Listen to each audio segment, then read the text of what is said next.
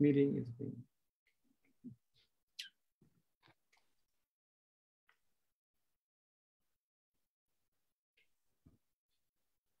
We should be live. Let me just check quickly if we are.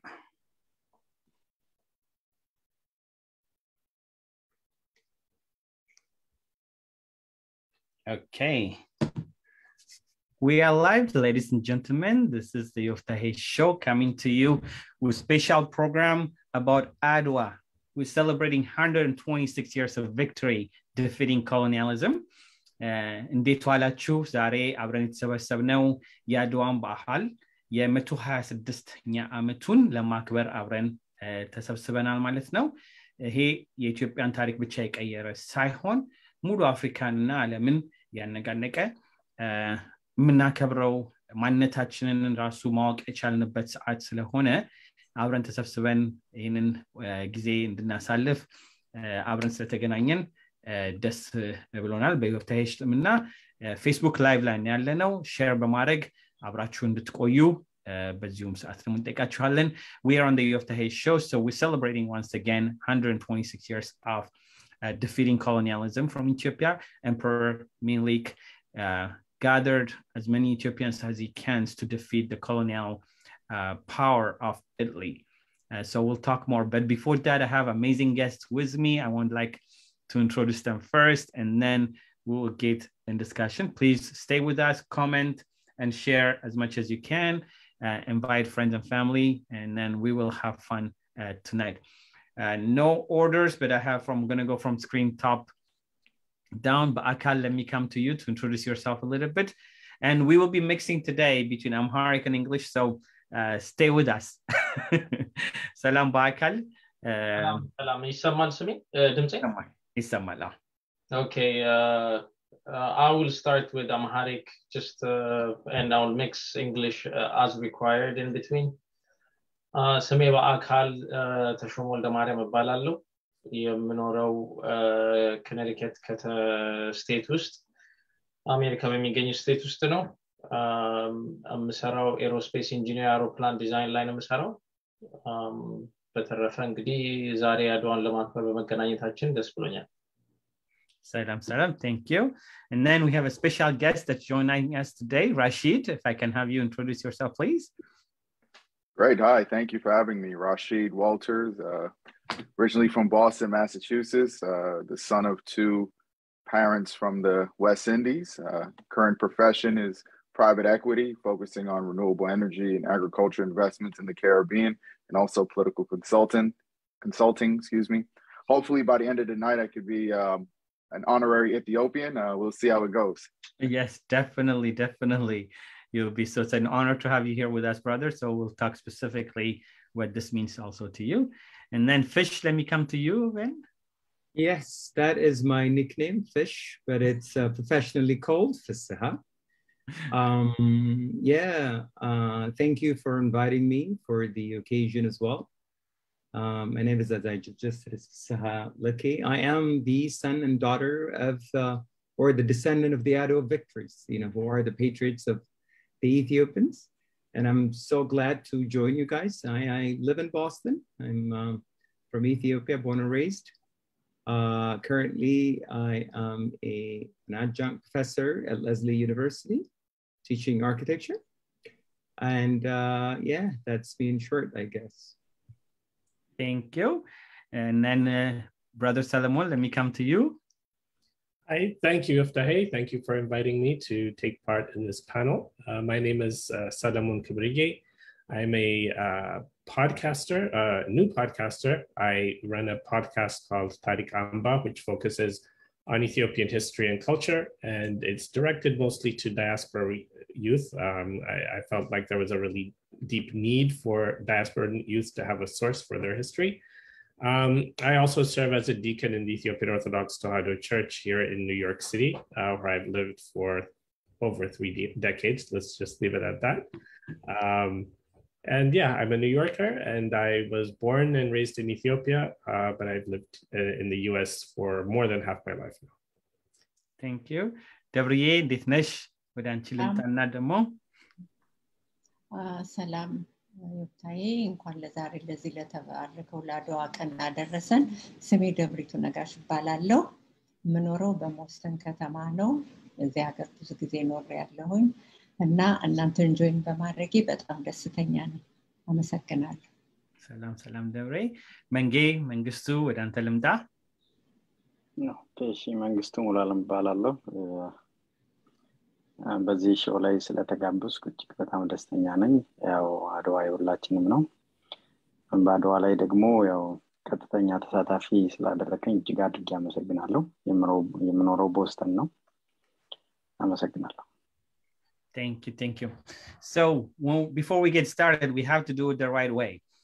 The way Atse Menelik did it. So, Fish, if you are able to share the screen while we do this. Now, Menge is going to be able to read it for us. And Devre Trumbash Kalles, Nazagajilina. We're going to get started, kick off in the right way. Akawabelachin, Manetachin, Nathan de Jammernim, Mark Slemenchil. ደብሬ በጥሩምባ ብትጀምሪልን ከዛ መንግስቱ ያዋጁን ያነብልናል ማለት ነው።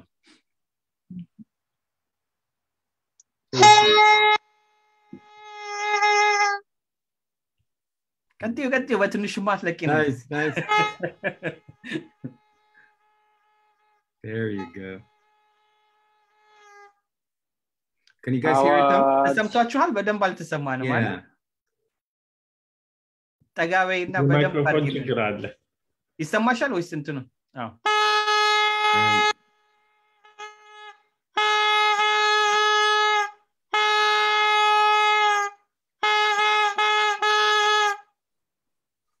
ኦኬ መንጌ አዋጅ ሟንበሳ ዘምነገደ ይሁዳ ዳግማዊ አጤ ምኒልክ ስዩም እግዚአብሔር ንጉሠ ነገሥት ዘኢትዮጵያ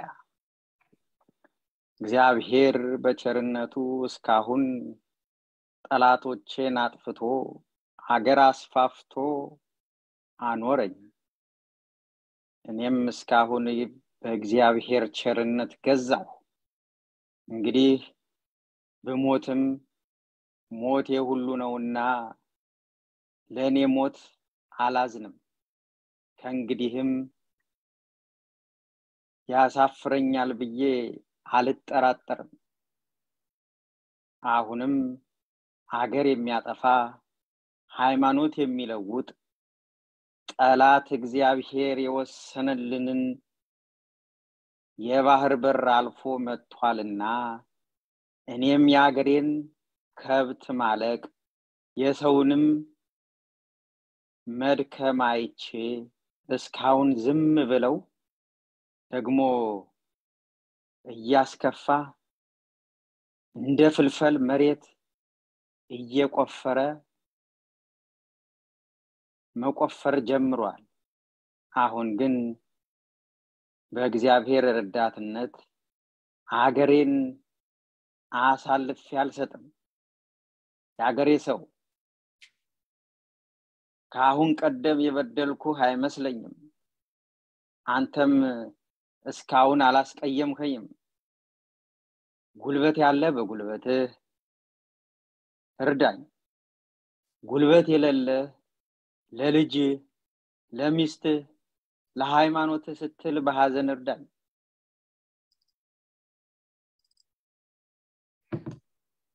ወስልተህ የቀረህን ግን ኋላ ትጣላኛለህ። አልተውህም።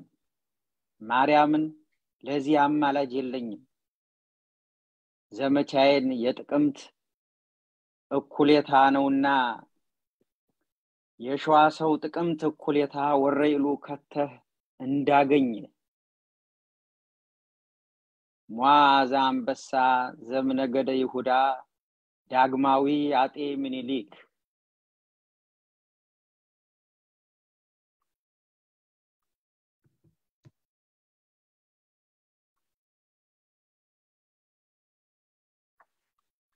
Okay. ጨርሷል። እንትኑን ሼር ማድረግ ማቆም ትችላለህ ፍስሐ? Okay. So let me come. This was part of Solomon, let me come to you. And then what is Adwa? So sometimes for most of us who grew up in Ethiopia or knowing the history, we do understand the significance of it. But for some people who just joining and asking what is Adwa, so if I can come to you, and then if you can share with us, what is Adwa? So Adwa, the Battle of Adwa is the culmination of the First Italo-Ethiopian War. There were two wars between Italy and Ethiopia, and the Battle of Adwa was the culmination of the First Italo-Ethiopian War. Now, as many people listening will know, the African continent was divided up by the powers of Europe after the Berlin Conference of 1884. And they divided up the entire continent and just took giant chunks for themselves as colonies. And there were only two territories in Africa that were not colonized, and those were Ethiopia and Liberia. Now, Ethiopia was completely at this point surrounded by colonial powers. Italy is a relatively young country in Europe. They had only become a united country maybe 20, 30 years before, or the process of unification had only started 20 or 30 years before the Battle of Adwa. So they were still a very young country.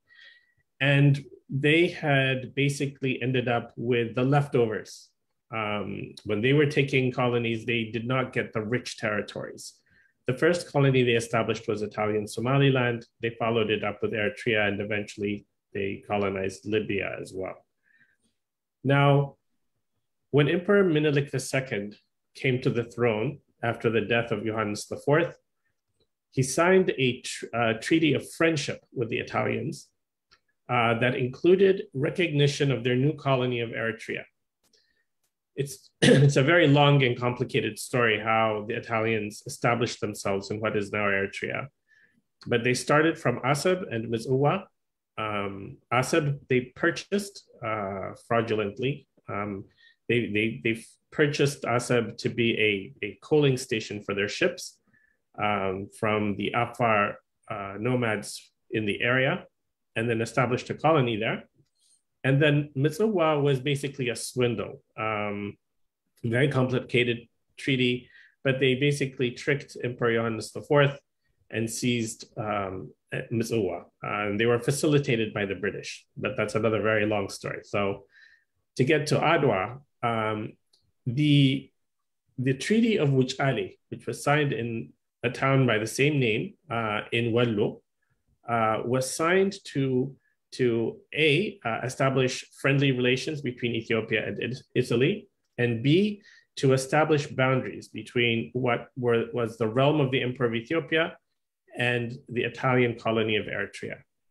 And in the process of this, there was a Article 11, which stated in the Italian version that in all foreign affairs, Ethiopia was obliged to use the government of Italy for its relations with European and other powers. So any foreign relations that Ethiopia had with foreign powers, they had to go through the government of Italy. The Amharic version said Ethiopia could do so if she wished. So there was a difference. The Italian article established a protectorate, an Italian protectorate over Ethiopia.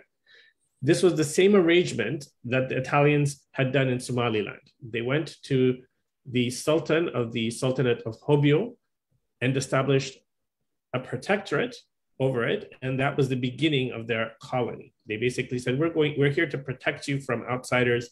We're going to make sure that things are good for you. And that's what they were trying here in Ethiopia as well. The difference in the translations was not immediately realized.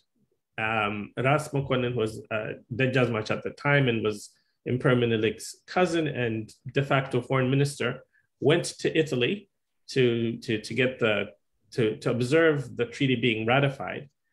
And while he was there, an Ethiopian student there warned him, saying, all the Italian newspapers are saying that that Ethiopia is now protectorate of Italy. And Ras Mokonnin was confused by this, but the diplomat who had negotiated this treaty with Aziz Minilik, Count Antonelli, told Ras Mokonnin, oh, this student doesn't speak Italian very well. So he discounted it. But it became clear that this was exactly what had happened. Antonelli knew what the Amharic and what the Italian versions said. Antonelli spoke Amharic. He wrote it. He was very good at it. So what happened was, as Aziz Minilik was crowned, he sent out letters to the various governments in Europe saying that he was now Emperor of Ethiopia. And the first Italian ambassador to come, he was a minister in those days. He arrived. His name was Count Salim Beni. He arrived with 2 letters, one from the Kaiser of Germany and one from Queen Victoria. And Queen Victoria's letter said to Aziz Minilik, thank you very much for your announcement that you are Emperor of Ethiopia. We recognize you as Emperor of Ethiopia, but the proper way to do things, I'm paraphrasing, the proper way to do things is, since you're an Italian colony, you should have sent this message to me through the King of Italy. And now that I'm responding to you, it's my responsibility to send my answer to you, to the King of Italy as well, and a copy of your letter. So this caused a huge explosion. Aziz Minilik absolutely refused to recognize that article. There were several years of very, very difficult negotiations to try to work out the problem of these 2 different translations, but it was not resolvable. There was also a dispute over the border. They also did some trickery. When Ras Mokonnin arrived in Rome, they had inside a codicil to the treaty saying the border between Ethiopia and Eritrea is fixed as to what they are, where the Italians are today. But what Ras Mokonnin didn't realize was that the Italians had advanced well beyond the border that had been agreed to in Wuchale and were actually on the Madab River, which was not what Ethiopia had agreed to. So there were all these problems, but the primary problem was the establishment of a protectorate, which Ethiopia refused. But it was clear after a while that there was no going back and that war was coming. So Italy had sold weapons to Ethiopia. Ethiopia waited for the weapons to come. Ethiopia owed a large debt to Italy for the weapons. Aziz Minilik went to the people and said, I have this debt, I need you to pay me. I need you to help me to pay this debt. And the people of Ethiopia, no matter how poor and how desperate they were, did what they could. And the debt was paid back. So Italy had no excuse as far as money's owed.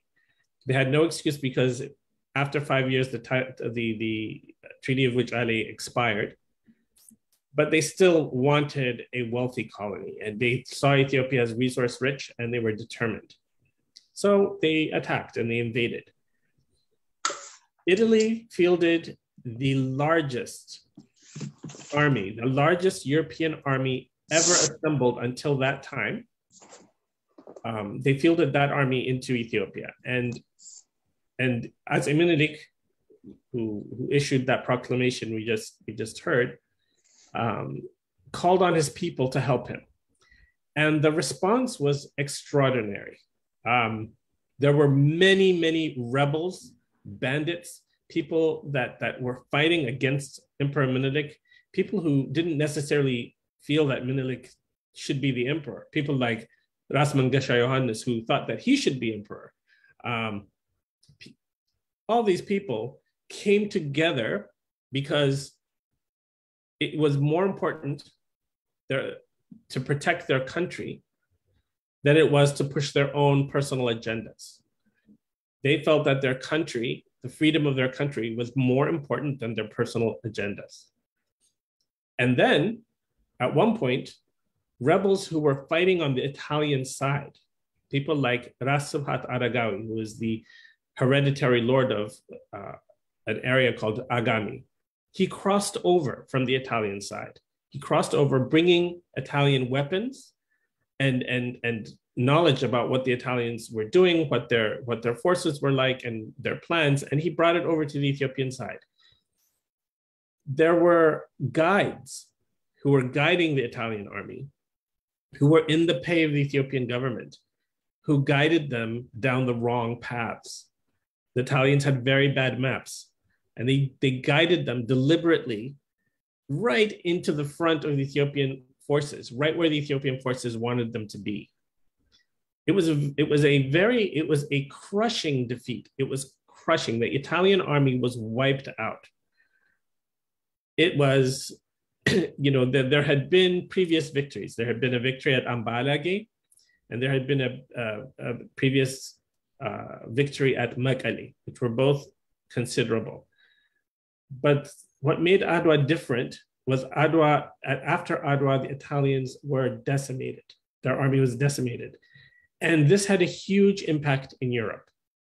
In Italy specifically, it really roused the anti-colonial movement that said Italy had no business having colonies. And it actually caused the government of Prime Minister Crespi to collapse. So it had impact across the world. There were calls for revenge. And then there were calls for people who applauded Menelik and applauded Empress Taitu and all the other heroes. So to the question about what Adwa means to me means unity, how much we can achieve if we're united. We had people like Nugus Mikhail, Dejazmach Balcha, Ras Mangasha Yohannes, Ras Sohat Aragawi, Nugus Tekla Haimanut, Ras Makonnen, people from all over the country, of all ethnicities, of all religious backgrounds, poor, rich, aristocrat, commoner, royalty, peasant, people all got together to fight for their freedom. And this lit a match, this Ethiopian unity and the ability to defeat a well-armed modern army, the largest European army assembled in Africa until that time. The fact that an African state was able to do that lit a match under the whole idea of anti-colonialism across the African continent. It would be a while, but the idea that an African power could defeat a European lit a very important match. It also caused Ethiopia to be regarded as an equal. For the first time, we had full-fledged embassies arrive. The Italians, the French, the Russians, the British, they all sent embassies, permanent embassies that were stationed in Addis Ababa. Emperor Menelik was recognized as a sovereign, equal to any other sovereign in the world at the time. And there was a new respect. So for Africans, from Cairo to the Cape, from the Gold Coast to the Benadir Coast, east, west, north, south, this again lit another match. It showed that Africans are as capable as any European and that they deserve the same respect because of that capability. And so that's what Adwa means to me, that through unity, we can achieve a great deal. If Mangasha Yohannes had decided, I deserve to be emperor. My father was emperor before Menelik, so I should be emperor, and decided not to back Menelik. Or if Dejazmach Balcha had said, oh, I'm such and such ethnic group. I'm an Oromo. I don't want to fight with Emperor Menelik because I'm from a different ethnic group. And he went his own way. It wouldn't have worked.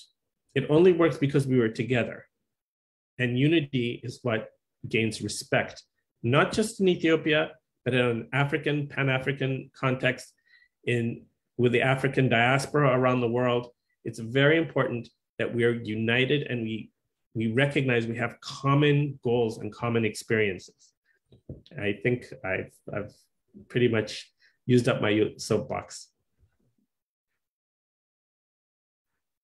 I like the way you described it, because for me, even in the US at that time, they printed a newspaper describing Emperor Menelik as a white king. because they couldn't accept a black king could defeat a white army. And they didn't want to revolt in the US because at that moment, blacks were slaves. And then they didn't want to think like a black person can defeat. So this means a lot to me. So we have a lot to talk about. So I'll go in circle as we go in. And then, like I said, we'll mix it up between Amharic and English. ለእኔ አድዋ ማለት ሁላችንም እንደምናወራው እንግዲህ ለእኛ ብቻ ሳይሆን አፍሪካን ያስተዋወቀበትና አንድነታችንን ስፔሻሊ አሁን ባለንበት ሁኔታ ጊዜ ደግሞ ብዙ የመሰባበር ያለበት ሰዓት ላይ ከዛ እንዴት አድርገን መማር እንደምንችል የሚያሳውቀን ስለሆነ እየተዋየን አብረን እየተጫወትን እንቆያለን ማለት ነው። ፍስሐ ወደ አንተ ልምጣና let me come to you. What does Adwa means to you?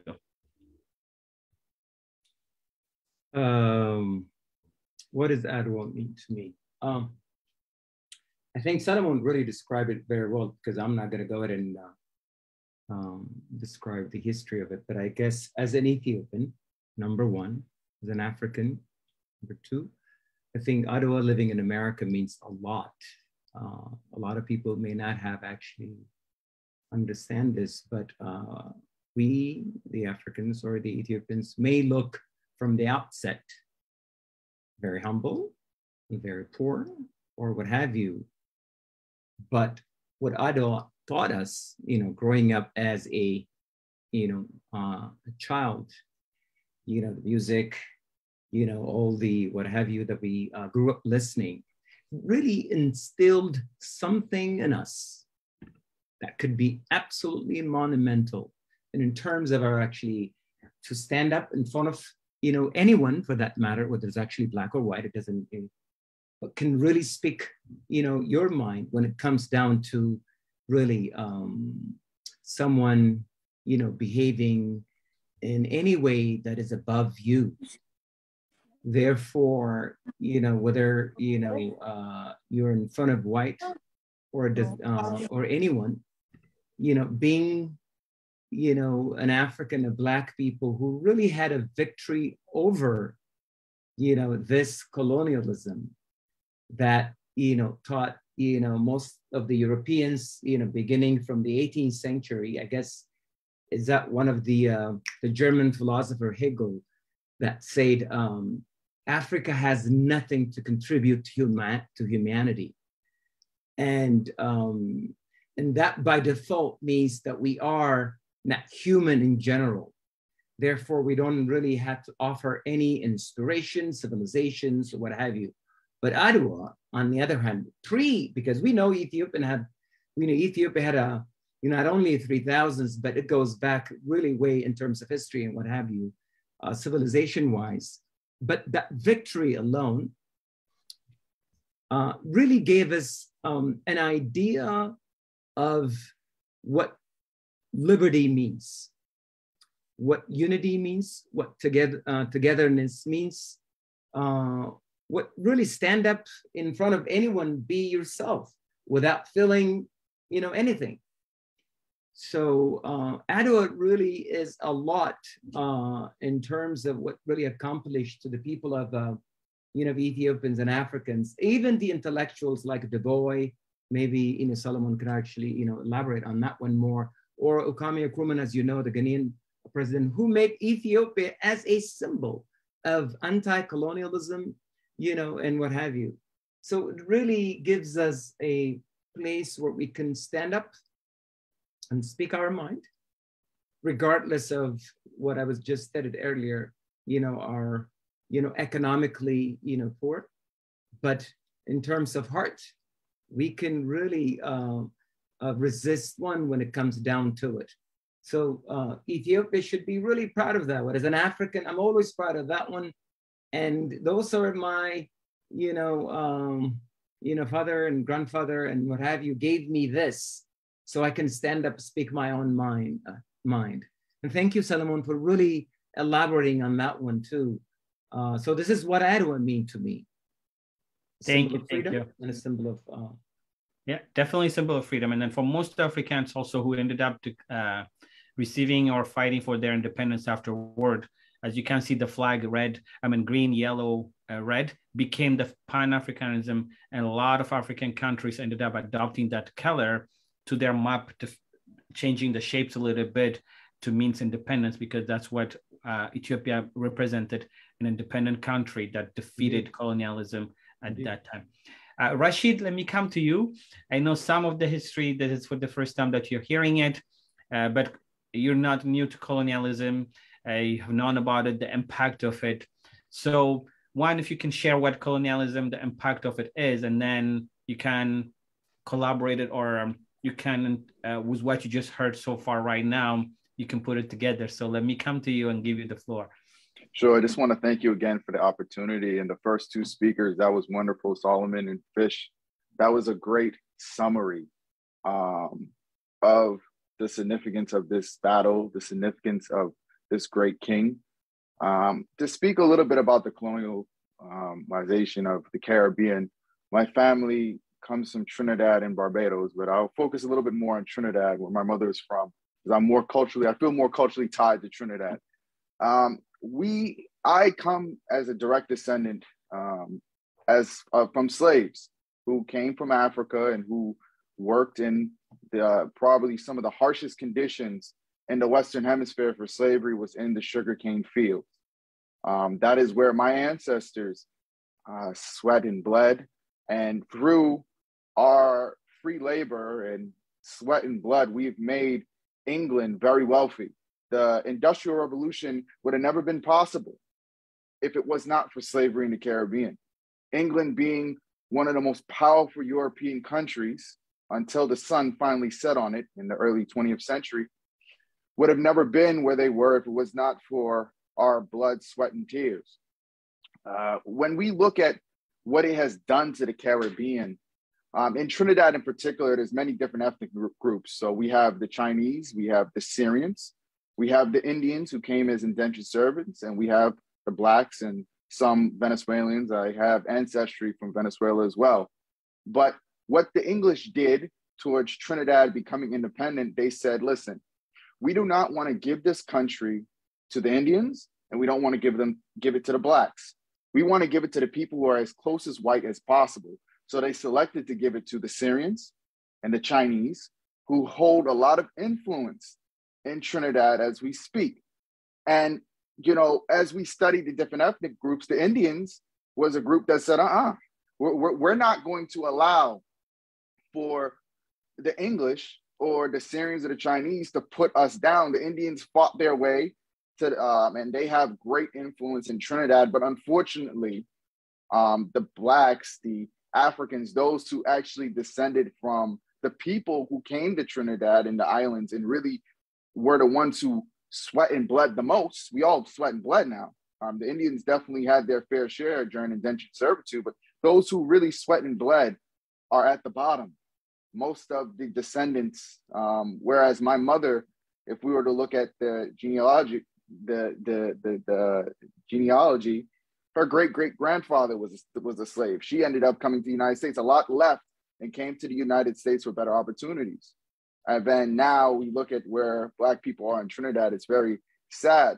But the other unfortunate part of that experience is that we started to become little dictators. And what do I mean by that? Those who are Trinidadians, whether they were Black, Syrian, Indian, or Chinese, and we look through all the other islands who had a lot of Black leaders, we became dictators amongst ourselves. We started to take on the minds of our same colonizers. And unfortunately, that mindset, instead of, I want, like the great king did when he actually built up Ethiopia, he modernized Ethiopia, he built railways, he brought in Europeans to build roads and bridges. He brought a lot of different things to Ethiopia to make it better. But our leaders, unfortunately, became greedy, became so focused on money and power that they forgot about their own people. I'm so happy, Solomon, that you spoke about the unity and how the king brought together all of the different tribes, and how there was another person who felt that he was the heir to the throne, but he was so humble. He said, no, I'm going to let my brother be out front because my brother is leading the charge. Unfortunately, in the Caribbean, our ego. We could have had the United Caribbean States, but what happened? Ego. Big eyes, little U's. And now we're all divided nations. And instead of us being as powerful as we can, we got our hand out begging to the world. We look at our people in the United States, Black people. One thing I love about the Ethiopian people, and I've always learned about them, because, we always have one person in the family, if you're West Indian, who's a Rastafari. Come on now, we all do. And we always hear about Haile Selassie. We always hear about Ethiopia. So we always have some type of familiarity with Ethiopia. So we always have heard the stories of how great Ethiopia was and how they have never got conquered. I always knew that. I didn't know the in-depth story, but I always knew about that. And another thing, when we look at us as Blacks in America, we got to study the Ethiopians now. You all are a shining example. Why? Because when the Italians came to colonize you guys weren't in the streets with your hands up saying Ethiopian lives matter. That wasn't your call. I'm not mocking that movement, but I'm just speaking reality now. You weren't begging the Ethiopians who presented themselves as your open enemy, saying, "Oh, please, mighty Italy, could you mind giving us some civil rights? Do you mind giving us some freedom?" You said, no, we're going to fight now. We declare war on you. And he put out that letter. I love how he put out in the end. He said, if you don't join me, I'm going to punish you. Yep. Because you have an obligation to your people. And that's the problem that we have as Black people in the Caribbean and in America. We have no obligation to our people. It's always obligation to me. My ego. That's the only person I have obligation to. So, another thing I love about the Ethiopian people is you came to America and dealt with racism. I don't doubt it. But you didn't beg. You started your own stores. I go to Cambridge. I see the coffee shops. I see the grocery stores. Ethiopians will go to an Ethiopian accountant before they go to any other accountant. They'll do business with your own people before you do business with others. So what do? You built an economic base. You didn't come here begging. You didn't come here saying, "Oh, please treat us equally." You came here and you took what you learned from your ancestors and you came here and built something for yourselves. I know a lot of Ethiopians in my age group, and they could tell me their history, and they're very proud. They're very proud people. I remember I asked one of my friends, I said, I have never seen Ethiopian women fighting in the streets.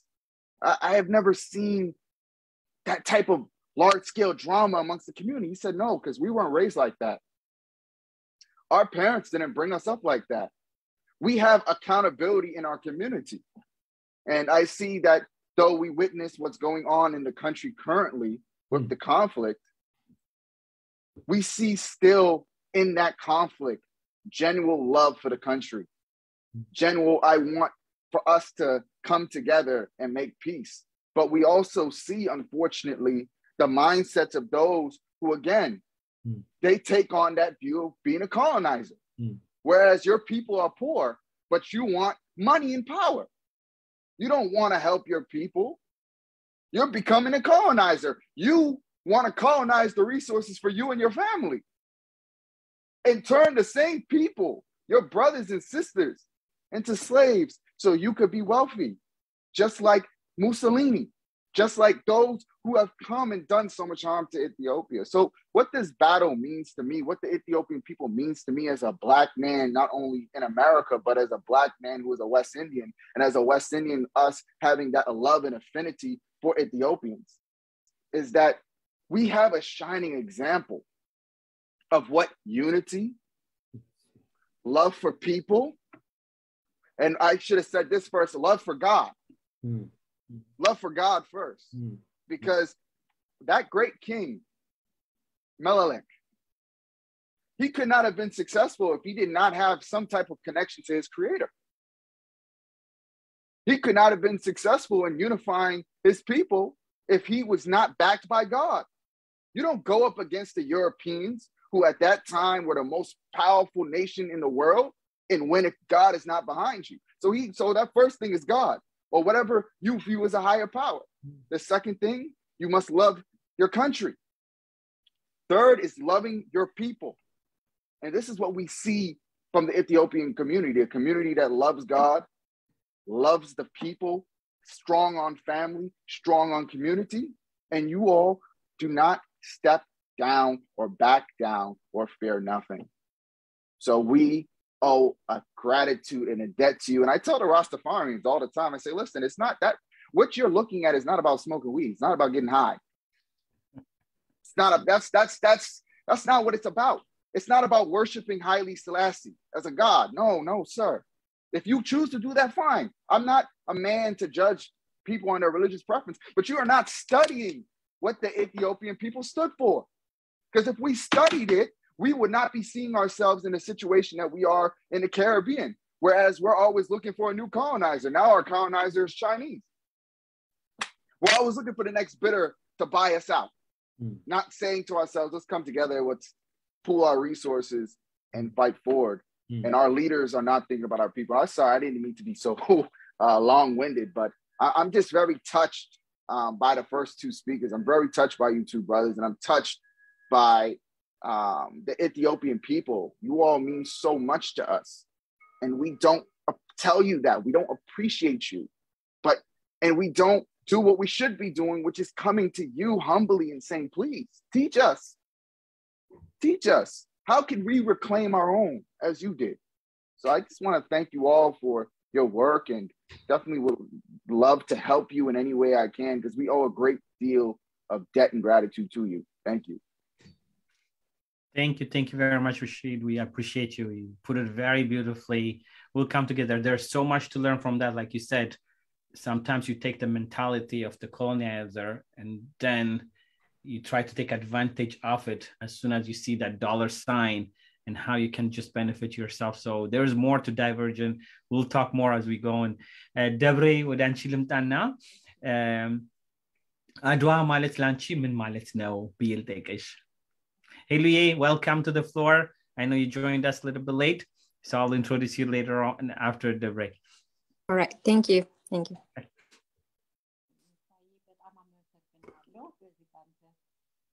ትንሽ ጠጋ በይ አይሰማም እንትኑ።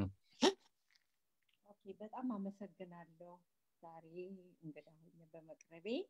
አድዋ ማለት ለኛ ለኢትዮጵያኖች ይሰማችኋል ወይስ እኔ ነኝ? ይቅርታ። No, I think ድምፁ ትንሽ ርቋል። ርቀሻል ድምፅሽ። አሁንስ ትንሽ ጮክ ማለት ይኖርብሻል ማለት ነው። ስፒከሩ መሰለኝና ጮክ ብለሽ አውሪ ትንሽ። አድዋ ማለት ለኛ ለኢትዮጵያኖች ድል ያገኘንበት ነው። አድዋ ማለት የድል ቀን ማለት ነው። ሌላው ሀገር በዓል ሲያከብር የነጻነት ቀን እያለ ነው። እኛ ኢትዮጵያኖች ግን የድል በዓል ነው የምናከብረው። ድሮንም ወላጆቻችን ሲፈጠሩ ኩራት ያላቸው በራሳቸው ኮንፊደንስ የሚኖሩ ነበሩ። አሁን አድዋ የዛሬ 126 ዓመተ ምህረት ሲመጣ ለኛ ለኢትዮጵያኖች ትልቅ ነገር ነው ይዞልን የመጣ። ምክንያቱም ኢትዮጵያ በውጭ ሀገር ሰው አልተገዛችም። በዛን ጊዜ እንዲያውም በሚኒሊክ ጊዜ እንዳሁኑ ቴክኖሎጂ የለም። ሰው እንኳን የሚሄደው በእግሩ ነው። ኢንተርኔት የለም፣ ስልክ የለም። ስልክ በመጀመሪያ እንዲገባ ሁሉ ያደረጉት አንዱን ረስቼ አጼ ሚኒሊክ ናቸው። ባቡር መንገድ ሁሉ ያስገቡልን እሳቸው ናቸው። ሲሄዱ ወደ ጦርነት ክተት ሰራዊት ምታ ነጋሪት ዛሬ ያልተከተልከኝ የኢትዮጵያ ሕዝብ አላናገርም ቤት ታቃልስ ብሎ ሲሉ ያ ሁሉ ሰው ተነስቶ እሳቸውን ተከትሎ ሲሄድ እቴጌ ጣይቱ ከጎናቸው ሆነው ባለቤታቸው በጣም አዋቂ ሴት ትልቅ ሴት ብዙ ነገር የሚያውቁ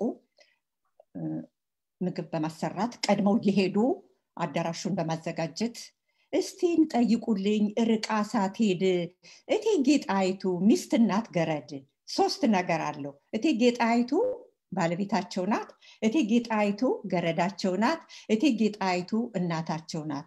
ሲታመሙ እንደ እናት ታሻቸዋለች፣ ሲርባቸው እንደ ገረድ ታበላቸዋለሁ፣ እንደ ሚስት ደግሞ አብራ ተከብራ ትኖራለች።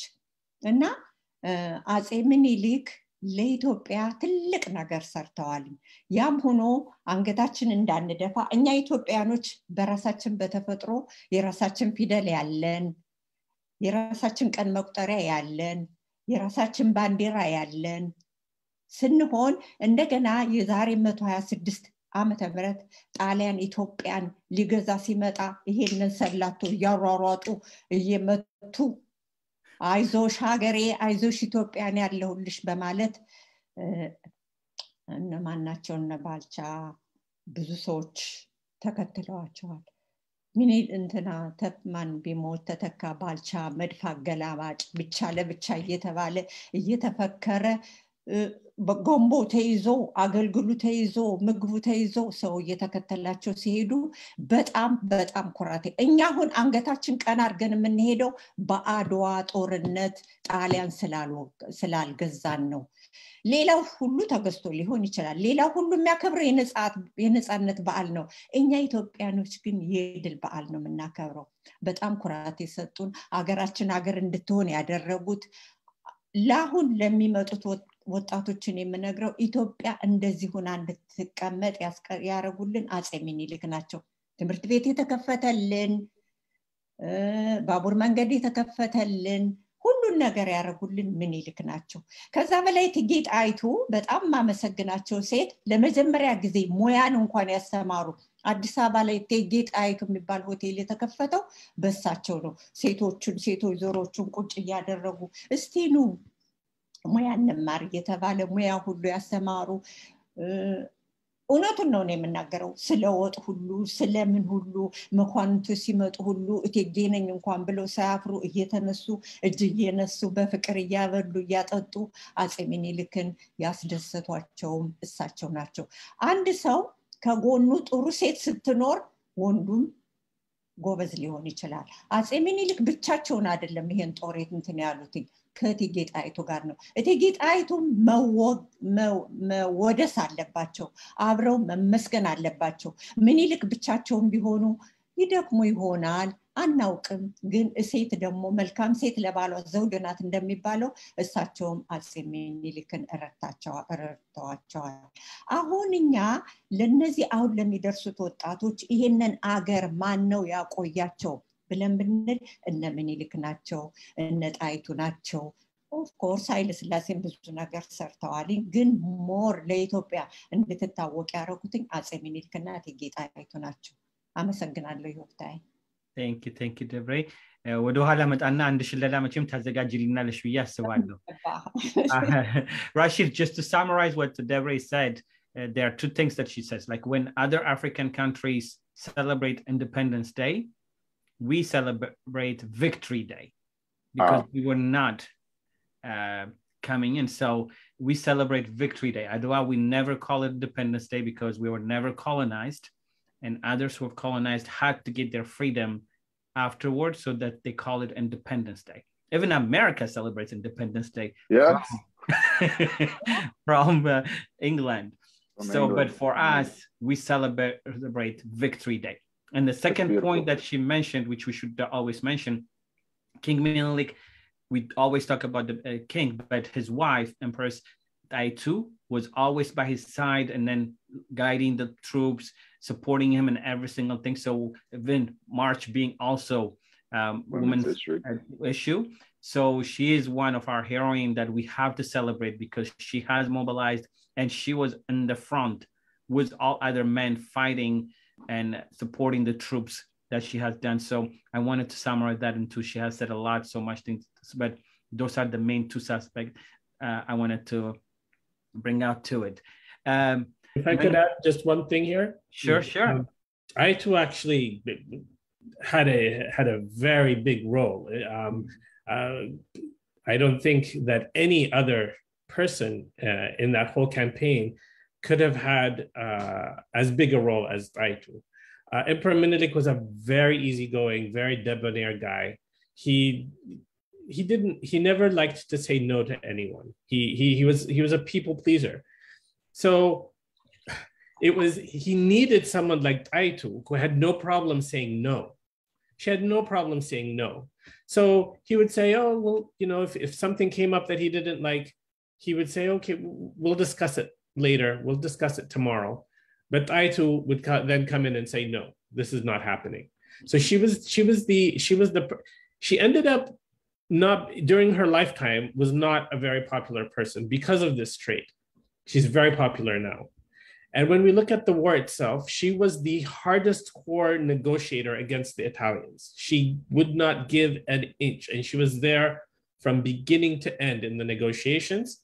And then when the war happened, she had she commanded a small troop of soldiers that went with the army. And then she was actually the architect of the victory at Makare, where she came up with the idea to cut off the water supply to the Italian fortress, and they surrendered almost immediately. They had no water, they started dying. She cut off the water supply, and it was Aitu who thought of all this. So Aitu's role is huge, and nothing in this war would have happened the way it did without Aitu. It was critical, actually. I was wondering if she can go, if we can go. I know we don't have a time, but she mentioned 3 elements. What Aitu means to Menelik, and I was wondering if she can go back and say that, and then so we can actually refer to our guest Rashid, because that was really beautifully articulated. It was beautiful. It was absolutely the 3 elements. What Davritu was mentioned.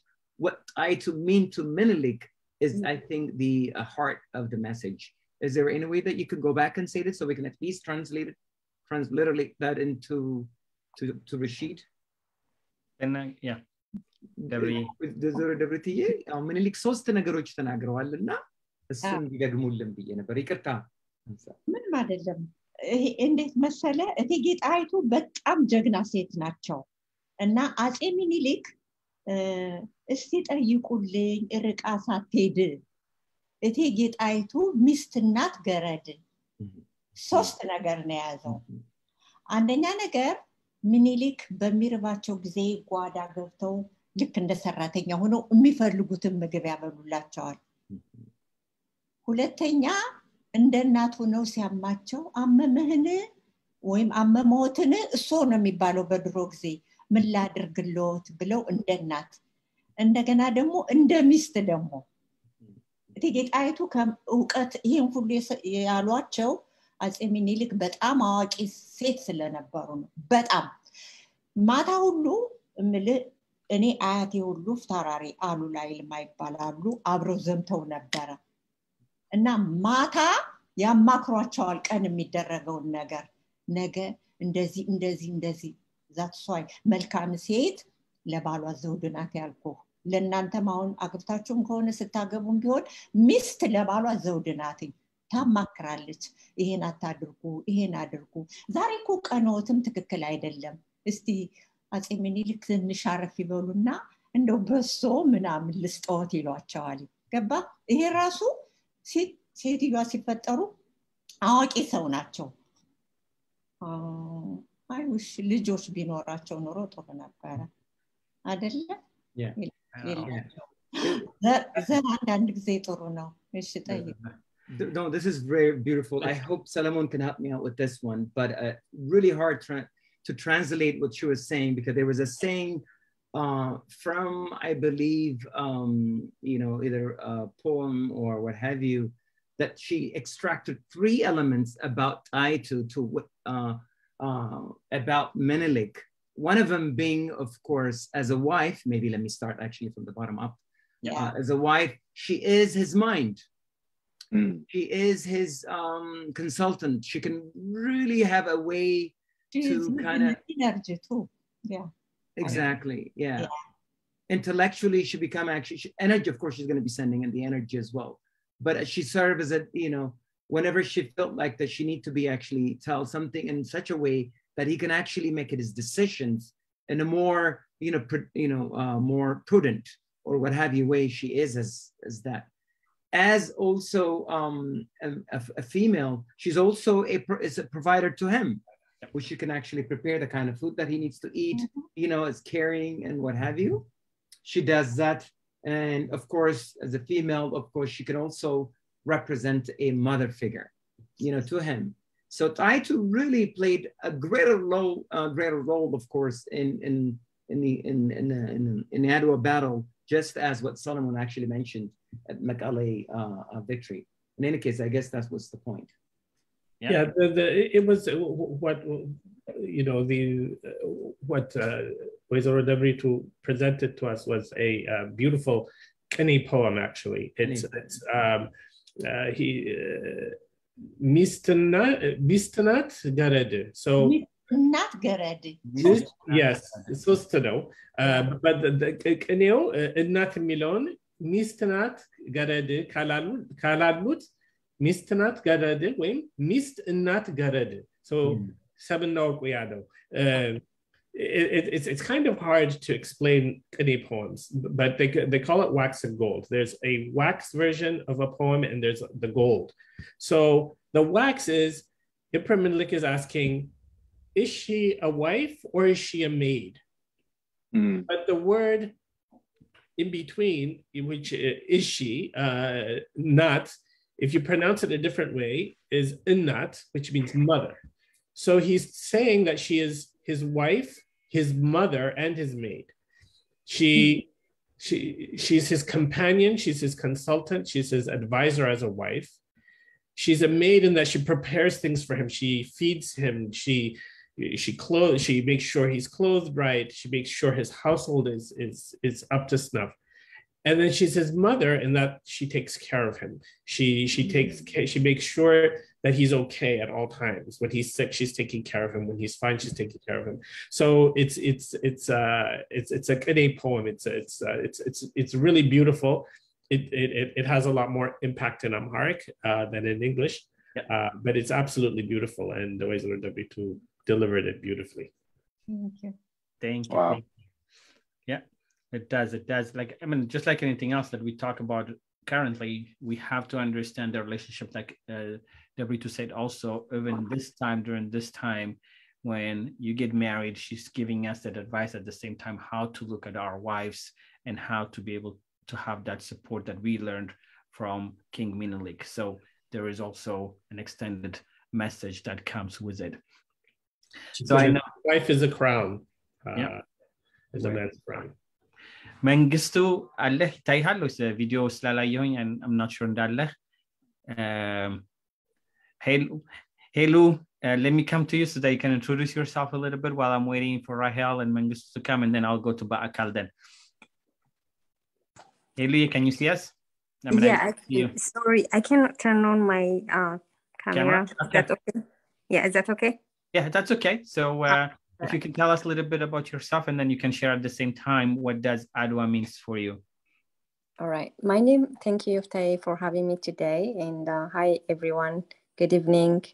Though I joined late, but I get to see and hear all the wonderful brothers and sisters share their opinions and their knowledge regarding what Adwa means to all of us.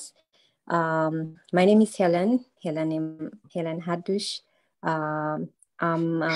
I was born and raised in Ethiopia, and I'm here in the US. I actually came to the US on a scholarship to study my master's degree in computer science, and I ended up working as a software engineer and for about 10 years. And then after that, I always wanted to my heart is always back home in Ethiopia, and I wanted to create something that would solve a problem in my home country, Ethiopia. So I went back home to start my own business, where I started a business around reusable diapers, and then eventually I also started the first Ethiopian makeup line or makeup brand.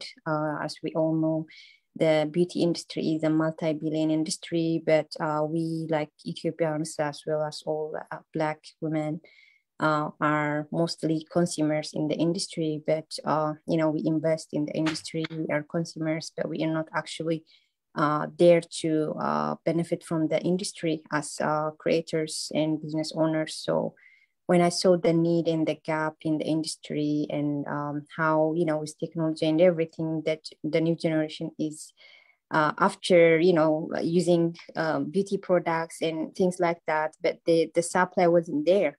And those high-end brands didn't see that much value. They don't actually care much. As long as they don't see the value, they don't really invest. They don't want to take a risk. They don't want to invest where they don't see a return on investment. So though there's a demand, the market wasn't being met because unfortunately those big brands weren't actually seeing an opportunity. They thought there wouldn't be a market for them. But regardless, the community was the followers. So we always looked up to them. We wanted to use those products. We wanted to follow the trends from the Western culture and all that. So when I saw that, I thought to myself, why are we just consumers? Why are we not building our own? What is holding us back? So me being like a software engineer and a computer geek basically, and little knowledge or no knowledge about makeup, I don't even use any makeup products. I decided to create the first makeup brand in my country. And it's been almost 5 years now. We have, I would say, revolutionized the market. We have a narrative. We use the Ethiopian narrative on our brand. All of our products are named with Amharic words. I'm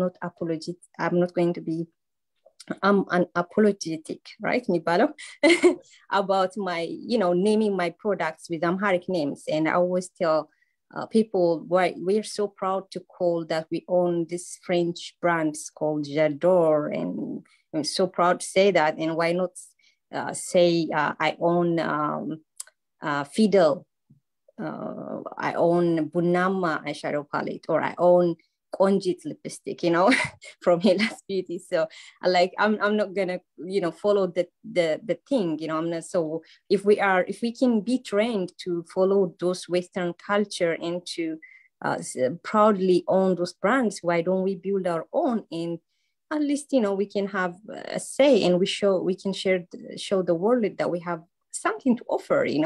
We have a lot, actually. We have a lot to offer, but unfortunately, somehow at some point we have lost our we have lost the the knowledge of how much power we have and we own. And from even though I know one of our brothers here was talking how he's proud of Ethiopians and how we should be appreciated for what we have done by the victory of Adwa, and by being a role model for the Black people, for being an inspiration. But unfortunately, the generation that came after that hasn't done much. Unfortunately, that includes myself. For years, for probably 100 years, it's been 126 years, right, since the victory of Adwa. I would say maybe for the past century or so, we as Ethiopians, as Black people, we didn't actually maintain that power, that sense of unity, that sense of confidence, and believing in ourselves, being leaders rather than followers. All that we have been slowly somehow losing it. I would say we haven't maintained it. We still have the pieces of it within us, within our DNA. That's why we still own that sense of pride and being free and independent, all that. But somehow subconsciously we are brainwashed, I would say, to follow the culture and the ways of lives, and lose our somehow some essence, some part of our identity and true potential and power. So with the work that I do through my business, I'm always trying to remind the people, the younger generation, that we have power and we own a lot. I mean, it's not enough to say that we have our own letters and we have our own alphabets and stuff.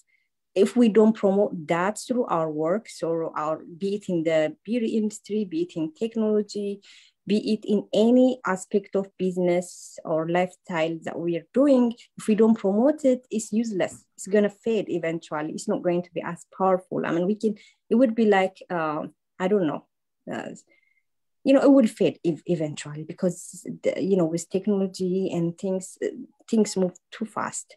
So if we don't maintain it, and if we don't revive it and bring it to, our ways of living, our current ways of living, we're gonna lose it. So even though we have that great history and pride that we inherited from our forefathers from like 126 years ago on the victory, on the war, through victory of Adwa, the generation that came after that hasn't really done much, I would say, unfortunately.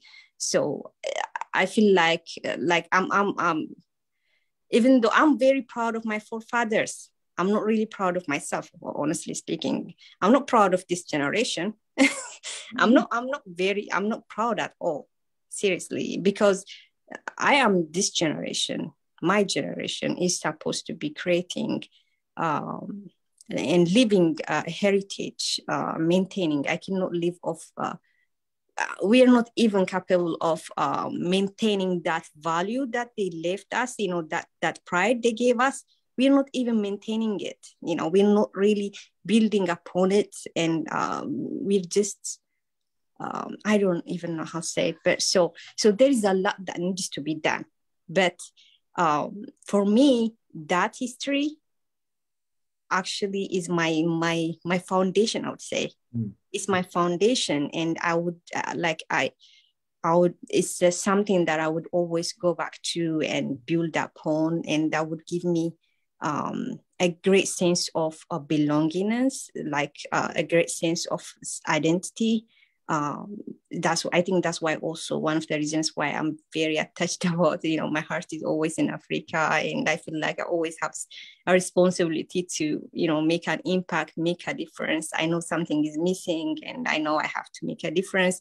And I would never, ever, and I never believe that somebody, a Western party or third party, is going to save us from where we are right now, be it with poverty or war or anything. So I think I got that sense of the pride and confidence and mindset from that. I guess somehow it came down, through my DNA maybe. So I would say maybe some kind of knowledge that was transferred. Maybe I think that's what keeps me going and trying to helps me do things differently. Maybe I would assume so. So I think I'm very grateful for that. But at the same time, I feel I strongly believe that I have the responsibility to do better. And maintain this amazing history and knowledge and power that we our forefathers, our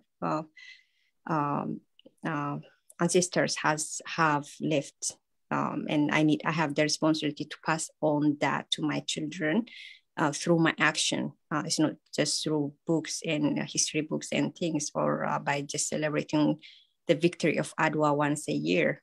I should be living the heritage, and I have to live my life accordingly by showing, by presenting myself wherever I might be, to be a proud Black woman from Ethiopia, that I don't really need anybody's approval to feel beautiful, to feel and know that I am smart, because I know I am.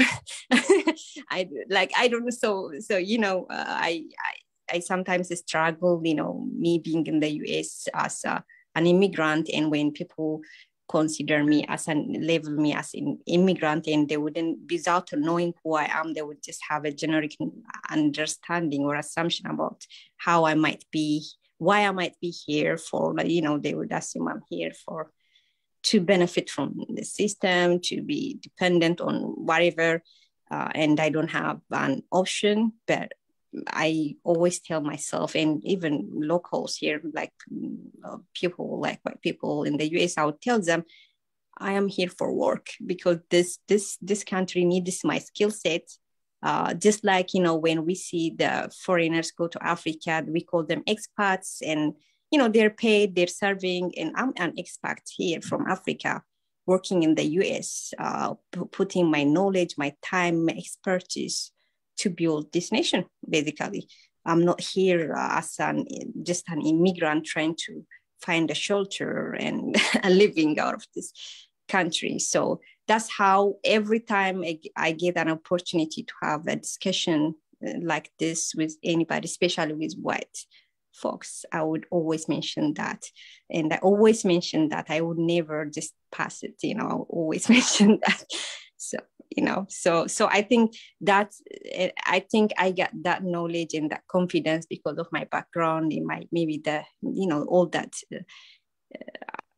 upbringing, our culture, the history, the knowledge that we don't really need to be submissive to anybody. We can stand on our own. We can build our own. We're enough on our own, actually. So I think that's what it is for me. Yeah. That's good. That's good. Thank you, Hayley. You presented it very well. I just want to add a little bit on it, and I'll go to the guest, because Hollywood has turned in other places. When we talk about king or heritage, we talk about the King of England and the Queens of England, but we don't talk about the kings of Africa, the Ethiopians. So just like Helen said, whenever you fall back and understand where we come from, what we stand for, what our history is, and it gives you that confidence, a self-image that you don't have to look, anybody wants to look you down by assimilation, by other things that we are being brainwashed, and that this generation sometimes forget where we come from. And the celebration of Adwa, that's what's going to remind us where we come from, what we stand for, who paid the price for us to stand tall and be who we are. And we have to reclaim it every single time. It's not just once a year. It's an every single day life that we have to live it. And Debritu said it earlier. When I walk, she said, I walk with my head up, looking straight, because of that confidence that was given to me. And at the end of the day, we should not take that for granted, because that's what helped us when we said that we have never been colonized. We celebrate victory. We have to live that every single day. So thank you, Hayley, for not to apologize for anything and calling your product Fidel and everything else, and not calling it Jador, and then not just taking the Western side of it and showing the Ethiopian side, showing our victory. So I love the way you described it and brought it back. በአካል ራሄል መንግስቱ ካላችሁ when you come on board let me know, because እንዳላችሁ ስላላወቅኩኝ ነው። በአካል ወደ አንተ ልምጣና sorry for taking this long. What does Adwa means to you? Thank you, Yoftish. Can you hear me? Yeah, we can hear you. So where do I start? A lot of things have been said, which are all great. First of all, I think I share most of the information, most of the discussions that were discussed earlier. Our brother Rashid, our sister Helen, and everybody else iterated a lot of really good points that we need to reflect on. What Rashid shared earlier about recognizing what our forefathers have done for a lot of our community, including the entire Black community, as a sign of a symbol. And also, I believe, if I get this history right, when Haile Selassie came to the US, he was one of the first, if not the first, Black king who was treated completely differently than anybody else, which surprised a lot of people in the US at the time, and including the start of the Rastafari religion at the time. And one brother from Jamaica once shared with me the main root of Rastafari religion. He specifically said, it's not worshiping Haile Selassie. It's not really worshiping Ethiopia. It's about, at the time, people never knew a Black person could be at that standard. And seeing that made them believe in themselves and they can do it. It's a sign of confidence. And it's not about, like a lot of people think Rastafari is about Haile Selassie or smoking some weed or any other thing that are misconstrued. But it's important to remember, when people see something that they haven't seen before, it's very impactful. When we Ethiopians lived in that society, we take it for granted. A lot of us took it for granted, especially this generation.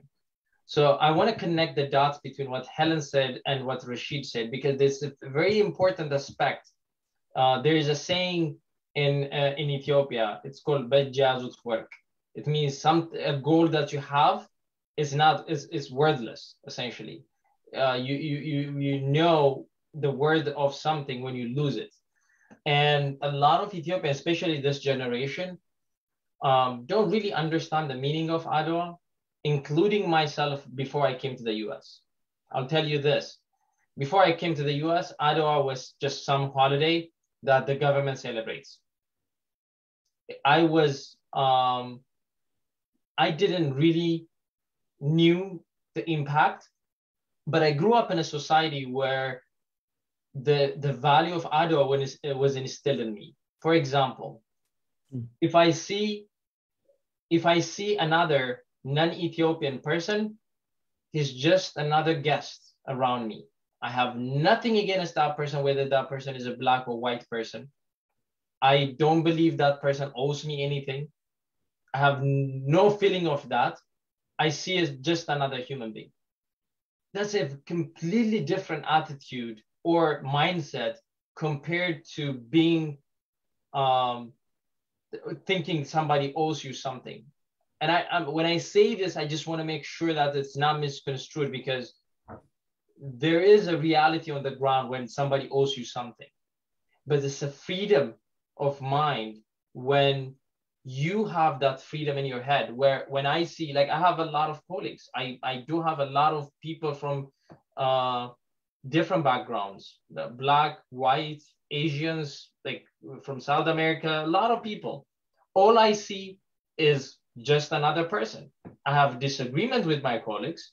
That's just another disagreement with another person.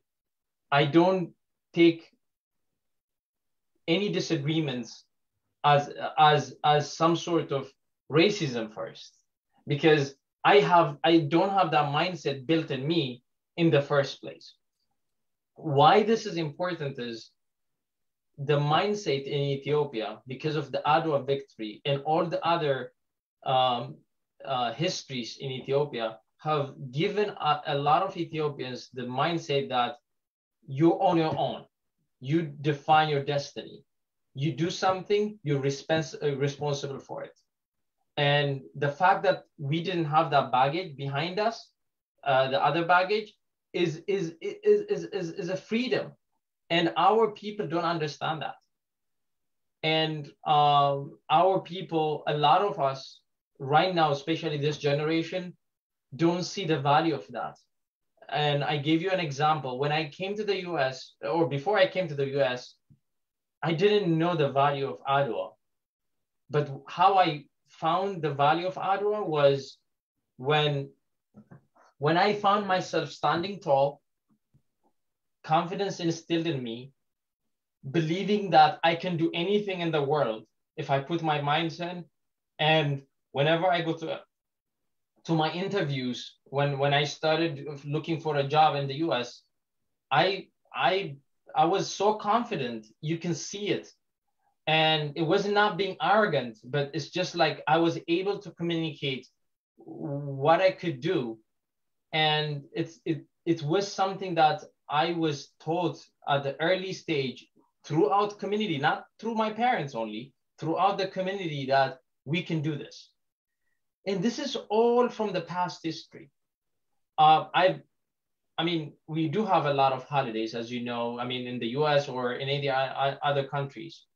I usually don't like holidays. I'm bored normally on holidays. There are two of my favorite holidays now. One is Adwa and the other one is Meskel.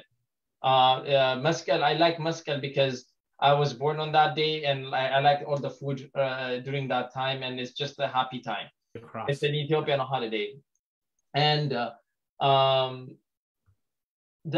I really, when it's Easter, or when it's Christmas, or when it's President's Day here, or Columbus Day, or Thanksgiving, I really don't feel anything, to be honest with you.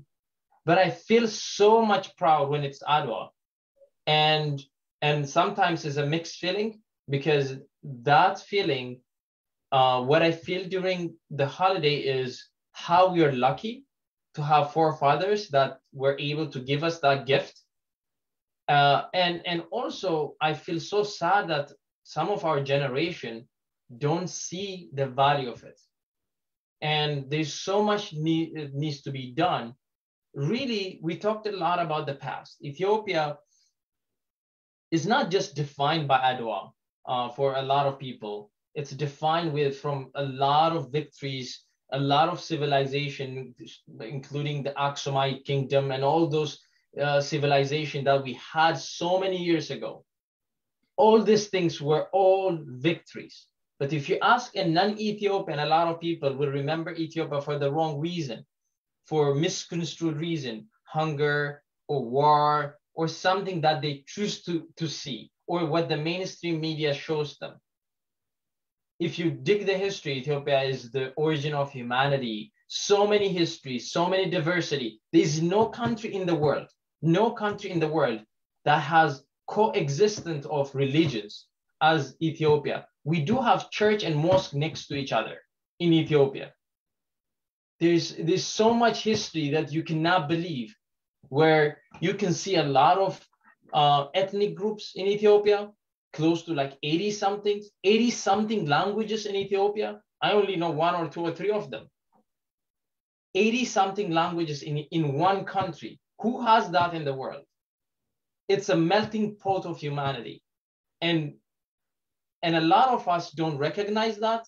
And it's like we may feel it in the future, but right now I don't see that, especially the new generation, my generation, even the older generation. I actually blame my parents' generation for all this, by the way. There was some time during my parents' generation and probably my grandparents' generation where they start believing in Westernization. And they didn't teach a lot of things about what's important to believe in your own civilization. And believe it or not, the younger generation, who are much younger than me, are the ones who are actually bringing back the Ethiopia right now. The clothes that I'm wearing, everything else used to be something that not a modern person will wear. Now it's becoming a fashion in Ethiopia. Helen was telling you about the cosmetics and all those things that she's doing in Ethiopia. And that is an important aspect that we need to start building the future. We need our own Adwa now. Our generation has done one Adwa right now, which is the GERD, the Abai Girdib. That's the Grand Renaissance Dam, which was built by the sweat and blood of Ethiopians with no foreign money. That's our Adwa right now. We need to continue to build our Adwas. We need more civilization in Ethiopia and in the rest of the world. We need to win poverty. We need to bring lots of things to the country and the rest of the world, where we should contribute to unity, win divisions, and work on equalities. So many things that needs to be done right now in the country that we need to focus for the future. We have so many Adwas in the past. We have to work on our current and future Adwas. We borrowed our this time from our kids. Whenever my daughter said once, I'm 100% Ethiopian and I'm 100% American. That was an important aspect for me, because a lot of people will say like, yeah, you're American because you're born here. And she said, no, I'm 100% Ethiopian and I'm 100% American. Nobody's going to take anything from me. And it's an important aspect that we love this country, but we also love the Ethiopia. And we need to do everything in our power to build our community around us for the better. That's our Adwa. I think I'll stop here. Well, Kal, I mean, I like the way you described it also, because sometimes when we talk about colonialism, at some point, we see the enemy in front of it that we fight it. But now it's sneaking in through, call it monetary actions that they are going in. Hollywood by itself is a colonialization that I see it, because they show you the beauty of white and it doesn't show you the beauty of black. that by itself with our kids when they see it. I mean, I remember there are so many studies that all look at it. Dolls or the Cinderellas you could find only being white, and young girls, black girls couldn't find a black doll to play with. Or the dictionary that we are reading showing you black as being ugly and white being the pure like a snow. We have to write our dictionary. So we forget whenever we talk about colonialism, we think like it's been gone, but it's sneaked in different ways with monetary aspect of it. That goes in the World Bank that we talk about, the food aid that we talk about is sneaked in. And we need to realize that. That's why the celebration means a lot to me, because it helps us to realize what we have lost, where we come from, what we have been able to accomplish. Knowing that our ancestors did it, they realized, Solomon said it at the beginning, someone needed to be able to read the Italian words in order to be able to match it with what the Italian promise is versus what was written in Amharic. If we didn't read the Italian words, we would have been in a completely different situation. The Queen of England, when she replied, I think that the way Solomon said it, she says, I don't need to communicate with you because there is another superpower that's already dominating you and controlling you. I should be communicating with them. And Menelik said, no. I am the king. I am the Ethiopia that you're going to be talking about. They ended up going in. But we are losing all that aspect of it. Solomon, if you have that, the Awaj we talked about in English, maybe if you can read it, that would be great. But Debritu, Rahel Alish? Hello. Okay, good. Because I couldn't hear you. ግጥሙ ካለሽ እስኪ ወደ አንቺ ልመለስና ለአንቺ አድዋ ምን ማለት ነው ብለሽ ግጥሙንም ብታቀርቢልን ደስ ይለኛል። ቪዲዮ ማብራት ትችያለሽ ወይም ካልቻልሽ ግዴለም። አይ እንደዚሁ ልሁን። ኦኬ ጥሩ እሺ። ቴንክ ዩ ስለጋበዝከኝ በጣም በዛ ላይ አንበሳ የሆኑ ኢትዮጵያኖች እዚህ መሃል ስላየው ኮርቻለሁ። ስለ አድዋ እንዲህ ሲነገር ሁላችንም የሚሰማን ስሜት ከባድ ነው። በተለይ መድረክ ላይ ጣይቱን ወክሎ መውጣት ማለት ምን ያህል ከባድ እንደሆነና ፊሊንጉን ለማምጣት በጣም ሆድ የሚያስፈስ ፓርት አለው። ለምሳሌ ጣይቱ ለኔ በጣም ብዙ ነገር ልዩ ናት። ጀግና ሴት ናትና ከጦርነቱ በፊት አሁን እኔ ሴት ነኝ ጦርነት አልወድም ማለት ባገሬ ግን አልደራደርም ነው። ሴት ልጅ ለጦርነትም ለጸብም የተዘጋጀች አይደለች። ወንድ ነው መካች። ግን እኔ ሴት ነኝ ጦርነት አልወድም ግን ይሄ ጠላት መጥቶ የኔን ሀገር ሊደፍር ሲል ሸለቆ ተራራው ወንዝ ሸንተረሩን የማነህ ቢሉት የማን ነው ቢሉት የኔ ነው ሊል ነው ወይ? ድንበር ተከልሎ የተሰጠነ በመልክ ከኔ ጋር ማይመሳሰል የኔን ሸለቆ እንግዲህ ከህዝብ አልፎ ለሸለቆ ለወንዙ ለሁሉም ነገር መቆም አለብኝ ብላ የወጣች ሴት ናት። በዛ ላይ ደግሞ ይሄንን ጠላት ያሸነፍነው ጣሊያንን ያሸነፍነው እኛ የነሱን ያህል ማቴሪያል ኖሮን አይደለም በብልሃት ነው የተሸነፉት። ምክንያቱም መጀመሪያ ጦርነቱ የተጀመረ ጊዜ በመቀሌ ላይ ብዙ ወገኖቻችን አተናል። እንደማናሸንፍ በቃ ጣይቱ ገባት። ግን ብልሃቷ የሴትነት ብልሃቷ ወደዚህ ሲመጣ ምንድነው በምን መንገድ ነው ማሸነፍ የምችለው? በምን መንገድ ነው ህዝቤን ሳላስጨርስ ህዝቤን እንደተጠበቅኩኝ አገሬን መጠበቅ ወንዝ ሸንተረሩን የግሌ ማድረግ ይሄንን ነጫጭባ ደግሞ ከዚህ ማባረር የምችለው የሚለው ይሄ ጀግንነቱ መጣና ምንድነው ቀጥታ የተደረገው? በምን አንድ ወታደር ውሃ ከሌለው በቃ አይደለም ከምግብ ይልቅ ውሃ ነው የሚለው። ስለዚህ ያለንን ውሃችን እንዲ ዙሪያው እንዲከበብ ውሃ እንዳያገኝ የመጀመሪያው ብልሃት ይሄ አሁን ትልቅ ብልሃት ነው። ዋናው መሸነፊያው ውሃ ከሌለ ሊያሸንፍ አይችልም። ስለዚህ መጀመሪያ በብልሃት የታሰበው እንደውም ጸሐፊ ትእዛዝ ገብረስላሴ ጽፈውት ነበር ይሄንንና የመጀመሪያው ውሃው እንዲከለል ሰራዊቱ ወደዛ ታዘዘ። ሌላው ደግሞ የጣይቱ ለየት የሚያደርገው የዛን ዘመን የሆነውና በአሁን ዘመን እነ ጣይቱና ሚኒሊክ ቢኖሩ ምን ነበር መልሳቸው የሚለው በቅርብ ኢትዮጵያ እጂ ስለነበረ በጣም ሴንሲቲቭ ነው ለኔ። ወታደሩን ባየሁበት ህዝቡን ባየሁበት ያ ዘመን መገልበጥ ቢቻል አንዴ ቢመጣ ያ ዘመን ደስ ይለኝ ነበር። እነ ጣይቱ ቢቆሙ እዚህ ጋር ምናልባት ብዙ ሰው ሴቭ ይደረግ ነበረ።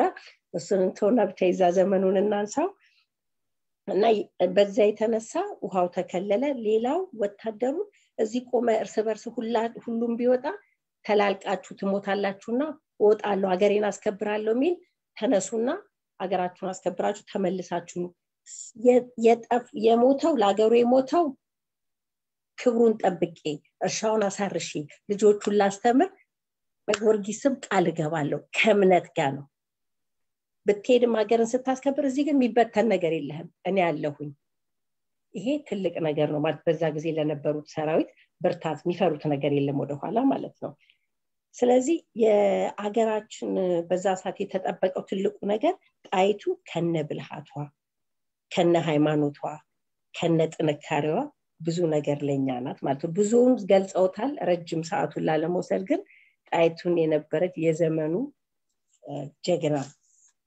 እሷን ተክቼ ደግሞ መድረክ ላይ ለደቂቃም በመቆሜ ደግሞ ታድያለሁ ይሄን መድረክ ስለሰጠኝ በጣም አመሰግናለሁ ሰዓቱን አልወሰደው ትንሽ ግጥም ይኖርሻል ማይጨው ሚል ነው ያው ማይጨው ከተመለከተ ያው ሰዓቱ በጣም አጭር ስለሆነ ሌላ ጊዜ በሰፊ እንዘጋጃለን የሎሬት ከሎሬት ጸጋዬ ግጥም በጣም ከመወደው መጽሐፍ You'll be reading us a poem with notes in Amharic, Rashid, so that you can hear the vibe, I guess.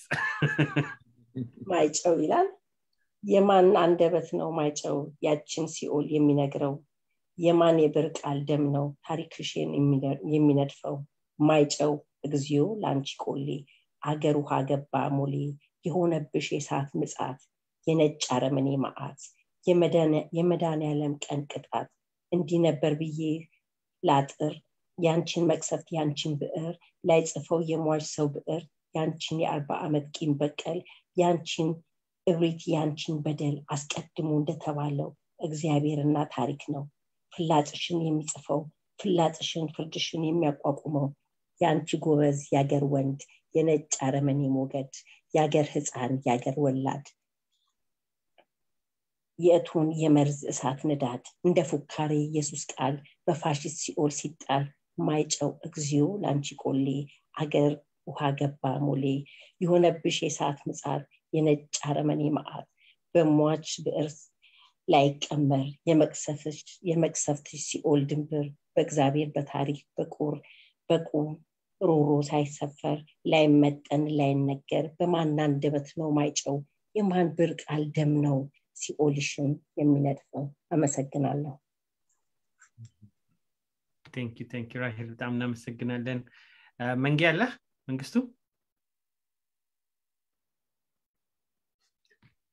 መንግስቱ ኦኬ ከሌለ ደብሪቱ ካለሽ ሽለላውን ይኖርሻል እዚህ ይቅርታ ግን እዚህ ጋር አንድ ጊዜ መሃል ገብቼ ስለ አንድ ነው ማስታወቂያን እንትን ልበለው ወይም ደግሞ ሁዱ ያው እሱን ስለ ሁዱ go ahead Yeah, so let me go ahead actually and say it in English so can Rashid and anyone can actually listen to us.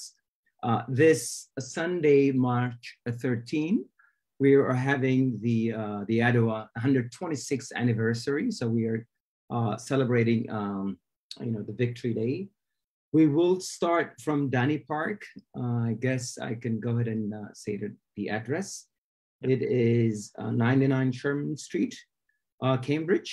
So we will be parading from the Dani Park all the way to Porter Square and go back to Dani Park. So Rashid, I was getting a text a few minutes ago. So you are our honorary invited guest to come to the 126th, parade. So if you can go ahead and join us. Yeah, it'll be an honor. Thank you. Not only join us, but share in the community. Anybody else that you can share in the group, I'll send you also the link, the specific address and everything. Address and everything, so you can share it in your community, and we definitely would be very, very happy to have you there and join us. And then we'll be doing this once a year, but there will be other activities that would come in between. You and I will be working also more closely, but having you there will be great. And then if you can invite as many people. That'd be great. Sunday, that would be really good. You can also share it if you don't mind. Alish? Okay. So this is what we're going to do. So we're almost coming into the end of the show. So I'm going to have Debri to do, what is shillala in English? Solomon, what is it called? Shillala is a boastful chant. It's a chant that's recited after a battle that recounts the accomplishments of that battle, the acts of bravery, and so on. And it's a very uniquely Ethiopian thing. The warriors will go out with the sword and sing this to the people and to the king, explaining what they accomplished and with the great acts that they carried out in the battle.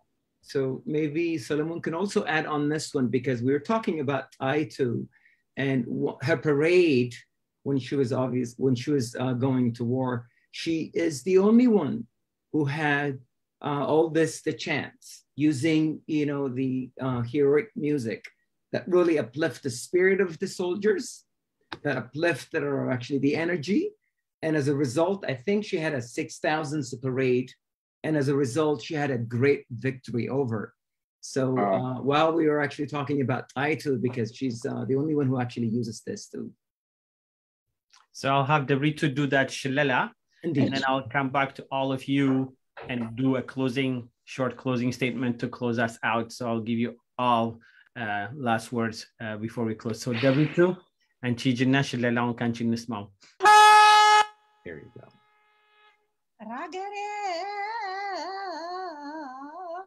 አገሬ ኢትዮጵያ እንዴት ታድለሻል እነ ምኒልክን ወርደሽ አድርሰሻል እቴጌ ጣይቱ የኛ እመቤት እቴጌ ጣይቱ የኢትዮጵያ እመቤት እንቅልፍ አይወስዳትም ያሰበችው ሳይሆን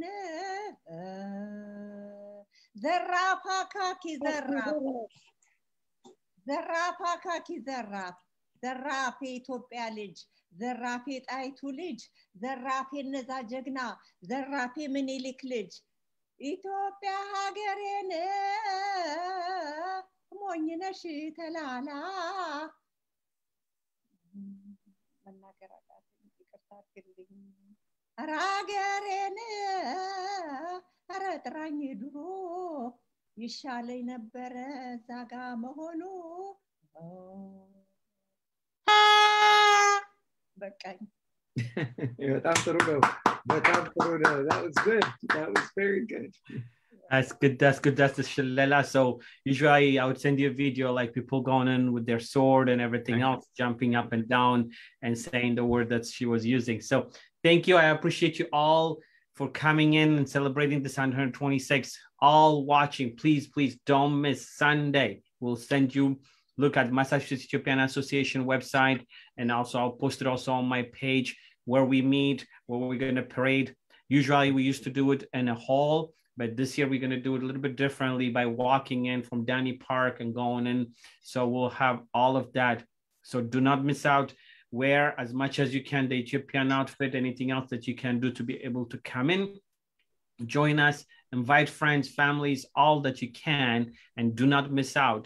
Just like as Emily said, actually before closing, I'm going to go back to Solomon. Do you have that in English, the Awaj? Yes. Okay. Let me have you read that then, please. Sure. So the war proclamation. Assemble the army, beat the drum. God in his bounty has struck down my enemies and enlarged my empire and preserved me to this day. I have reigned by the grace of God. As we must all die sometime, I will not be afflicted if I die. Enemies have come who would ruin our country and change our religion. They have passed beyond the sea that God gave us as our frontier. I, aware that herds were decimated and people were exhausted, did not wish to do anything about it until now. These enemies have advanced, burrowing into the country like moles. With God's help, I will get rid of them. Men of my country, up to now, I believe I have never wronged you, and you have never caused me pain. Now, you who are strong, help me, and you who are weak, help with your prayers, while you think of your children, your wife, and your faith. If you refuse to follow me, look out. You will hate me, for I shall not fail to punish you. I swear by St. Mary that I will never accept any plea for pardon. Men of Shawa, await me at Wareilu, and may you be there by the middle of the Gant.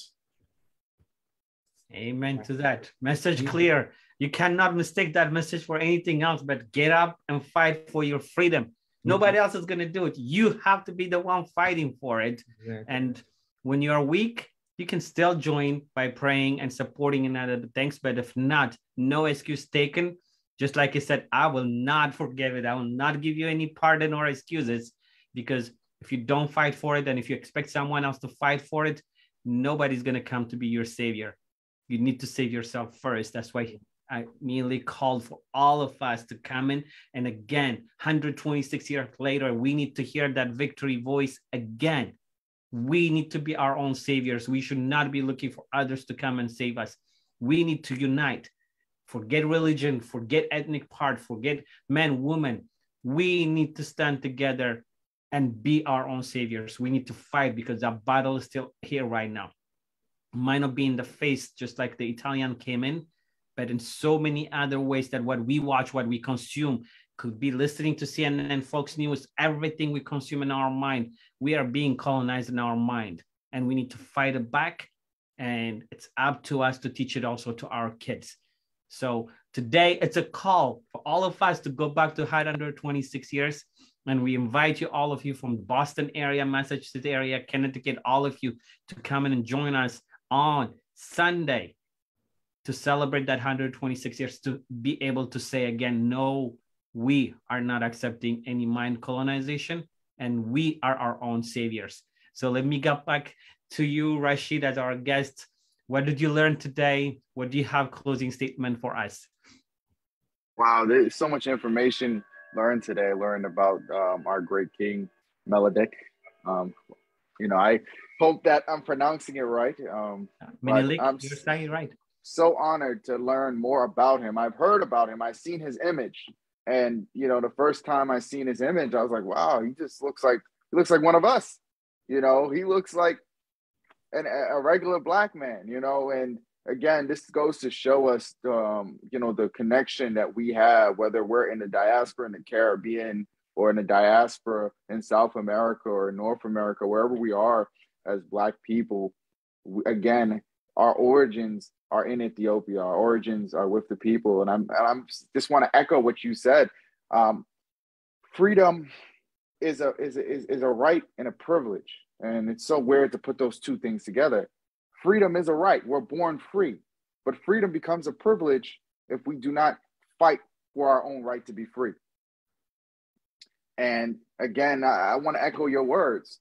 We are still in serious peril, whether we're in America, whether we're in Ethiopia, whereas our freedoms as human beings are being challenged. And if we do not follow the example of our great king and our great history, we will find ourselves losing. The history is there. The rubric is there. We know what we need to do. Now it's time to act. And again, I just look forward to working with you. There's so much, the Ethiopian community, especially here in Boston and in Massachusetts, you have so much power. You are a sleeping giant. And there's so much that you could do in this state. There's so much politically that you could do in this state as a diaspora, where now those from the Senate level of the U.S. Congress to the congressional level, to the governor level, to the mayors of your cities, you have the power, if you come together, where you could be a stakeholder in what is your country. You're an American. This is our country. So you have every say and every right to have a piece of this country and to have your voices heard. I look forward to helping you do that. Thank you, Brother Rashid. ደብሪቱ ያለሽ መዝጊያ ቃል ምን ትይናለሽ ልበልሽ? ስለ ረሺድ ለሁላችንም ለሁሉም ለተመልካቹም ምን መልእክት አለሽ?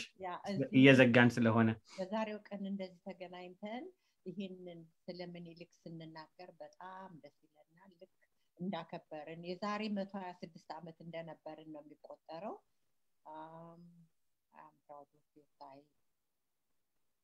Thank you. Hey Lou, let me come to you. What would you have a closing statement for all of us? Thank you, Iftai. I really appreciate it. It's always an honor to be a guest on your show. I enjoy all each and every one of you. You guys are very amazing. I have learned a lot. I'm inspired. I even inspired myself from the words that I was talking to. Seriously, it's just a reminder, we need this. We need to do this frequently just to keep us, reminded and, be grounded to our values and, to stay focused and not lose sight of our destiny, So I really appreciate that. Thank you so much. It was a pleasure to join you, everyone. Thank you so much. አመሰግናለሁ በጣም መልካም ምሽት። እኛም በጣም እናመሰግንሻለን በአካል። What do you have a closing statement for all of us? እንደ ወፍ ቋንቋ እንደ አማርኛ እንግሊዘኛ ያረኩ ልናገር እንዴ? ደወላልከው ዘመኑ ነው ውሰደው።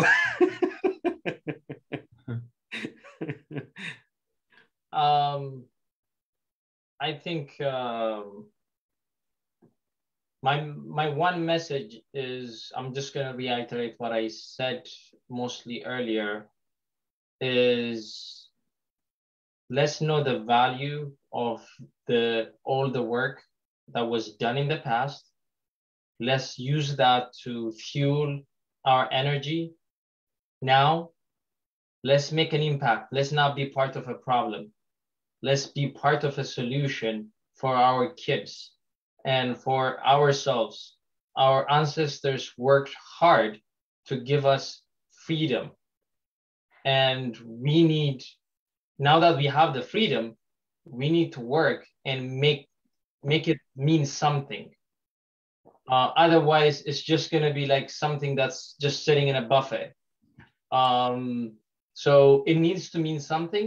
We need to go use it. And I really hope there is a time where a lot of people will wake up and go do something about their own destiny, their country's destiny, their community's destiny. And instead of going against each other, we need to stop war. We need to stop conflict. We need to be a people of peace, unity, and prosperity. At the end of the day, we really need to find ways to move forward and not just looking backwards and going backwards, but something that we can use we need to think of the things that we have done, and we can tell our kids, what have we done to date that we can proudly pass it to our kids. We can't just reiterate what our forefathers have done. That's not enough. There should be more. So I really want to reiterate that message. This is a good reminder for all of us to really think about what our legacy should be. Like, don't you want to be the Menelik of this century, this time? Or the other kings or the other leaders that have impacted our country positively? We need to be those people. We don't have to be the leaders. We are leaders by ourselves. We have so many people following us, and we need to make an impact. In Amharic, Bartu, ወደፊት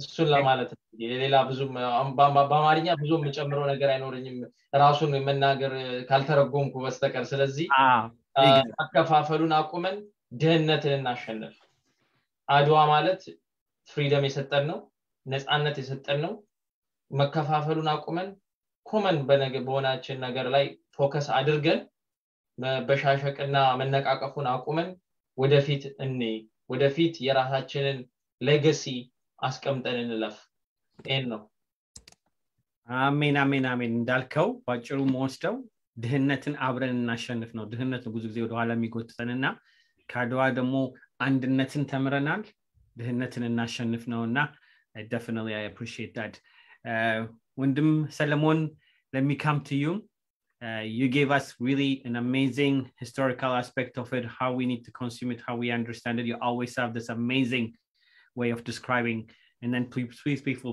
make sure to follow his page and you learn so much from his podcast and everything that he has done I'm learning history from his pages And then we have been always begging him to start the podcast. Finally, he did it because he writes amazingly, and history is written on his page. So I appreciate everything, all the values that you bring for us. So what would you have tonight to close us? Let me give you the floor. You're muted. እኔ ብላ ይሻላል ነበር ባንተ ልጀምርና በሱ ልዝጋው ይሻላል አይመስልም ኦኬ ጥሩ እሺ ፍስሐ ወደ አንተ ልምጣና መዝጊያ ቃል ወንድሜ yeah I better really give you the final platform Solomon because I'm not an historian I'm just simply a citizen so I might as well better actually say a few things I totally agree with Bakal, Helen, and everyone really speak about our generations. For sure, we have a lot to do. We really need to dust ourselves, get up, and do what our generation requires us to do. But I have a slightly different perspective on really coming hard on our generations. As an Ethiopian, all of us, of course, we grew up in the same place, same country. But the values that this generations that require something is maybe slightly misinterpreted, I think. Just the fact that are actually growing up in front of this culture, a culture with rich history, song, or what have you, definitely changed the perspective that we have. We may not actually learn it in a very intellectually rigorous, using education as a medium to really instill in the nascent mind of us what Adwa mean to us in general, as a kids. We may not actually learn it from that, perspective. But what we see, what we encounter, what we definitely actually sing a song, whether it's our actually love or in any, and in terms of our nationality, can really make who we are. And our mind probably takes a little more time in order to actually articulate itself. And usually that happens when we are actually encounter with a different culture, such as America, or anywhere outside outside of the world, all of a sudden things become very, very clear to us. It doesn't matter whether we are actually educated or not. Just the fact that we're actually being in America, whether you're a doctor or any guy, we have the same perspective, and we definitely have the same motto. Therefore, and then look any generations in our political history after Adwa. Have we ever betrayed our nations? We all come together when it comes down to it, and we won. And that's why the nations are actually still called Ethiopia. Whether it's actually Karamara or before anything, even just the other, a few weeks ago or a few months ago, we come together when it comes down to our nationality or identity. That by itself is something. Of course, we need to actually educate.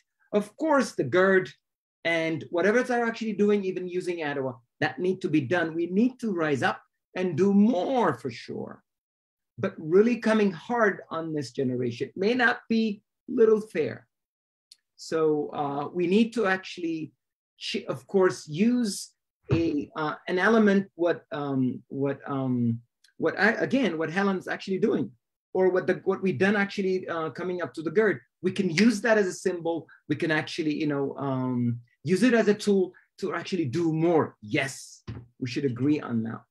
So we need to keep the positivity. We need to actually remind us what Adwa means to us, and what Adwa is not simply a war victory. Rather, it's an idea, a concept that carries strength, that is actually self-respect as a Black man, as an African, as an Ethiopian, and as also we are a people of, that we celebrate what liberty means. So that's how I see what Adwa means to us. So I'm probably going to end it, and I hope to see you guys next Sunday. And this is what I ended. Thank you. Thank you, brother Fasaha. We appreciate you. So many things to take from what you just said.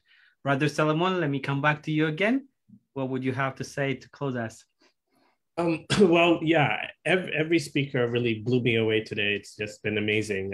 What our brother Fisaha just said was he hit the nail on the head. You know, I was very moved by what Baakal said and what Helen said about this particular generation. But I actually don't blame this generation. I think a lot could have been done as far as informing this generation about their culture, about their history, about who they are. That wasn't done. But it's not too late. And I think people like me have a responsibility. That's why I set out to do what I'm doing. And it's very important. But I think Fisaha is right. Even without knowing what exactly Adwa is still in us, and that we are still able to hold up our heads. We don't come from a mentality of being inferior to anyone. And that's one legacy that I think is pretty widespread across the generations, like Fisaha said.